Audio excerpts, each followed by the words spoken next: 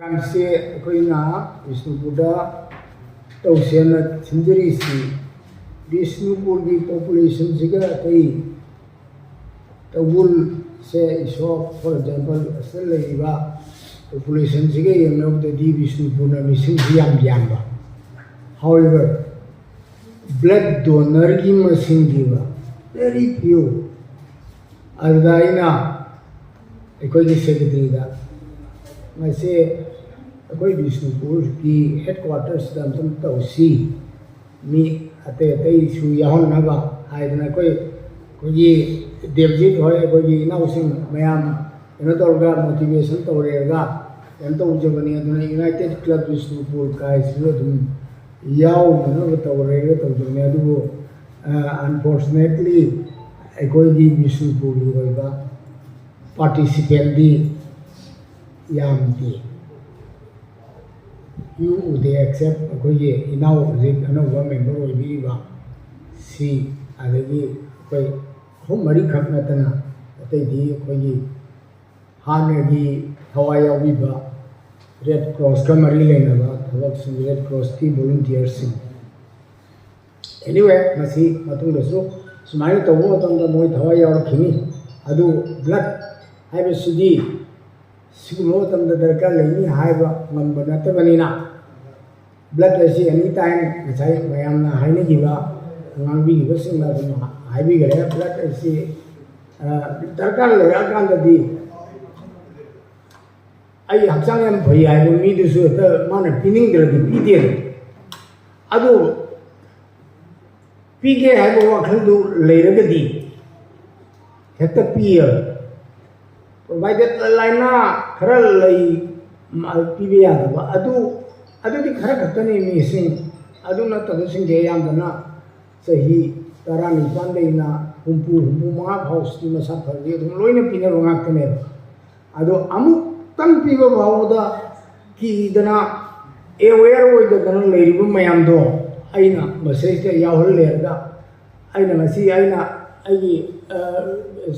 होगी सेक्रेटरी दा आइनाउसिंदा आइना हाइजबनी मसी वन वे ओइना सुबाना नान तबुनसु इंटरैक्टिव ओइना तौसी अन डिस्कशन इंटरैक्टिव ओइना इंटरैक्ट तौनरेगा अदमाइन तौन मोइना खंगनबदसु हंगगदी डाउट टू क्लियर तौरे असमाइन तौदना अदो अखोई योहेन बना नंगनसी रोमेन नंग जो 53 टाइम्स पीरोनी योहेन बना नोइनी आंगो अदिगी तौबुलसु याम पीबा इनाउसिन मयाम ले मोइसिना ngang खरा इंप्रेसिव ओइगनी हाइना इना अदमाइन तौदना सिंजरनी अदु ताबी गिदरो मिसिंदो खितंग वाटरे अदो सिलेरिबा मयाम सिबुदी दum already aware ओरंग आतनी अदो अमुकतन पीबदा हंगोइदो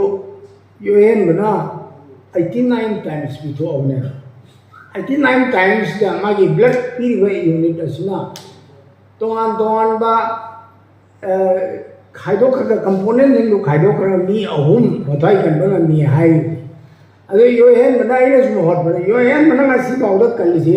267% कल लेरो की मोंग दुई बताओ अहुम ने पुरी मतम अरे कोई रोमेन ना सेक्रेटरी ना मारे 53 टाइम्स ब्लड डोनेट तो मतम दा 159% मा सेट तो भैया मी दा मा डोनेट तो दोकरे अदे पुल्लगा मोय निसिना हुई 426% मथाई कन ग्रेन लोअर से असिना तबा अखोगी वॉलंटियर मयाम अमा लेरी यामना मसिंग यामद्रसु तरा कुन कुनमंगा अदगी यामना याद प्राइज लोबदा रिम्सना मी मरी खगतदा मरी दुगी मनंदा अनि याव से योहेन मनरे अखोगी उंदी उंबीदगी इबोटोन ना एन इबोटोन हैना वॉलंटियर अमा यावरी मोय एनी से माजु हुबुद्रा मुति सोइदन पिरमनिको आना अखोगी सिदगी अखोगी आर के Indian red cross society Bishnupur district branch की वॉलंटियर सिंगसिना ब्लड डोनेट तो बिदना कनजीव मी सिंगसी यामे ये मोमो तो सुमाई पारगदी अदुना मसिगी स्पिरिट से हनिगनुसी अखोइना मरुओइना youth singsi akoi yamna welcome tawjani sigi Falls Days Indian Red Cross Society Bishnupur district branch ki manungsda koi yaubire ga akoi sigumba activity man se humanitarian service si tawmina si haiba wafam sima ai yam maruina thamjani ana ate taidi ngasai ngambi gi basingna loina ngambi gre ala ina focus to ningba ma khtung lai kitang supplement tawjabani akoi stage yaru was cells in ngang no se ko RBC red blood corpuscles service ni hai red blood cells in se masi ngasai romena swai ni nimit samaga adoi degina samaga kun thamari tha om degina mari bhawi manung sida dum ge life span se loye disintegrate to we disintegrate to we dum kai ga Kai di ga masagi masi manung da yaru si ko ne hemoglobin hai adu gi potun ne ngang ui se hemoglobin da him mai bo yauri him si iron gi so tuni iron ji sum deposit tau na sum lai ra di ako gi blood vessels sida artery gi wall si thagal pa kholo pa mayam to tana ako gi blood pressure to wang khle isi masi adagi blood pressure wang khle di heart on the tepla what heart on the masa phar heart burden no pirani blood pressure no maram hodna adagi ate ate masiga mari lena ba I utong sing sidi haksang yo pham ayam dal loi lai mina se yamaru ina brain dal lai stroke baka to bise masi akogi iron deposit se sum tawdan lerga di masi na akai mo ri aduna masigi easy thamari mari kudingi unit amount pi madamda aikoina mangda leiba gongi now you hen bisu kari tawri yo masi typet kraba I out di typet tai sumba si ai utchen ba mayamda aware wo de mi si da ko bisni bogi amasung ate tai de la ko sing sta khangan jani se aikogi inau yang bisi Mami complexion is asymmetric bright yamna massage layer to mana previous 300 ml si 89 puri liter kun ga tar no mani man budho si ka 350 si na 89 na puri ga di liter rom da hot mo da ina nan krai da mo hot khrani ne adu kano da mo da hot pio adu mangon da siali bagi average indian mani ma se magi weight se humpu mari manga da digi hana ron mo ada sel lai da marwo ina ko gi manipur lai city jan amada magi masada average da ni ko ya se 5 liters al khar sa mi or na 5 to 6 liters tane siali se asi manung lagi mana 350 ml katane bor khaido ga donate to gi aduna masi su dum madan mangje gi do ba kanoni adu masi de yawi ba khoi sel sing si kathok ki bada kai su kai ba leiti hai bu gi sab sab khudam di man masa mak na utna le liter kun thama to ha liter kun thama pan kun thama yang 31 liter 150 oh yes ado batin big thanpa maga tangkhai werani ne ado magi masari yaudere si only 5 liters ne ai sung khaido khara na lagi sung khaido khara dum nongma sidai da nini da dum adum hanjan jarka da ko ni aduna sumaina blood pito ko sine su kogi RBC se sum multiply to masa po pa hai ta ko sum regenerate to ko da hena apa anu ba RBC mayam no tholo tuna chang galin ne adun masin su stimulus amol aduna asma EP base masigi simtang aina supplement to je te di asai ge nupa da ge on an average akona gerontology geriatric medicine se akona study dawma damda nupina punchi sangwe yale average da C कराइदगिनो हजिकी सोमदैसी contribution से खरे यावरी अना blood से regularly loss तौबनिना अदुम मसिगी regeneration से stimulus अमा अदुम पीदना सिमतरी अदुना पुंसी Sangli अदगी even मसाय Hibi दा cancer ना cancer की potential लेदा cancer ना गनबगी कनो लेर बाउदा मसिना याम नाक्थोई है अदुना इवन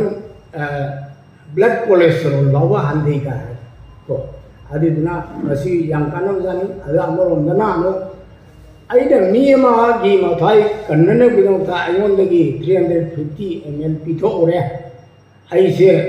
करी करी तौगदरा इन तौमुका सुंबौ तो बिदे आयोसि अदु मथंगसु दुम पीगे ना तौबसदगी आइओंद प्राइड ना लाइदो मधु आई गेन ने आइकोई ह्यूमैनिटेरियन सर्विस तौबा आइकोगी असिगुंबा सर्विस ऑर्गेनाइजेशन अमगी वॉलंटियर मना फील तौरिसि कनो मॉनिटरी गेन लेबोंते कोई रेड क्रॉस सोसाइटी दा मिंग चंदनगा तौरिसि अखोई पैसा कम कोंतीबा पैसा खायगा मेंबरशिप ड्राइव तौरेगा मैनेज तौरिने से आदना मसेदा थवा याउगी बसिंग से मरक सदाइन खाला चलमसी मरुवना अखोगी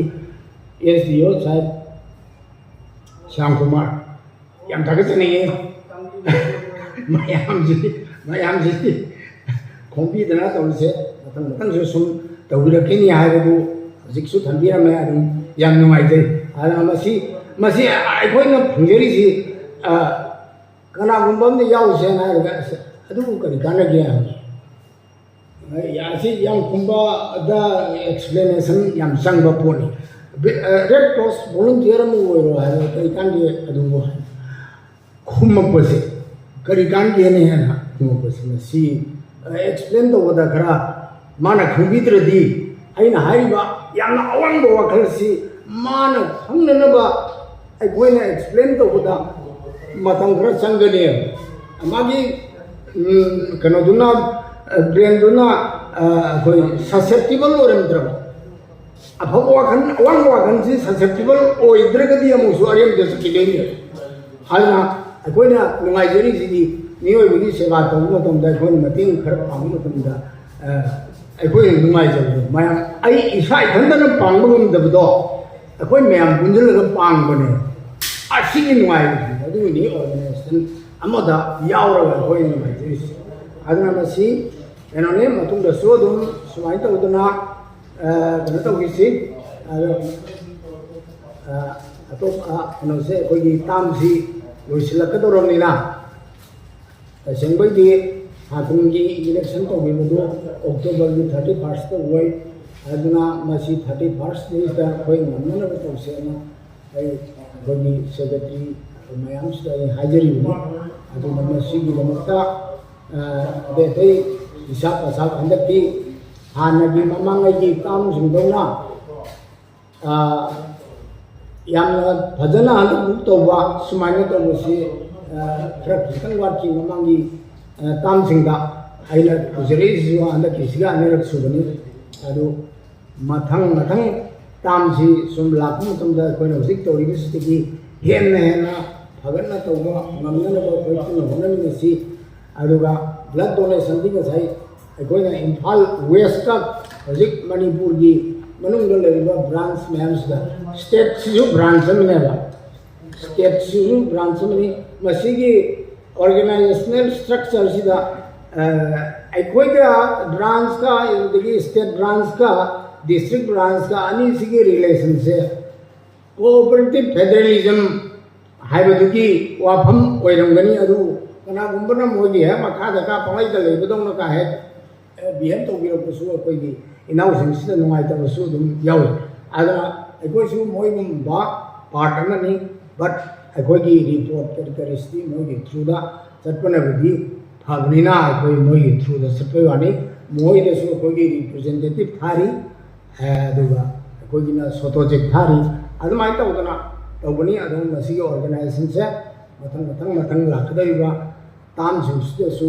यामना हेना फगतना फाना मयामनि सेवा तौबा ngamba ONC आइबो वाफु खरसे थमगा लोइसिनजगा thank you very much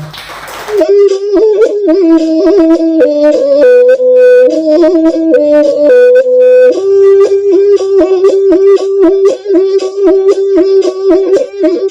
you.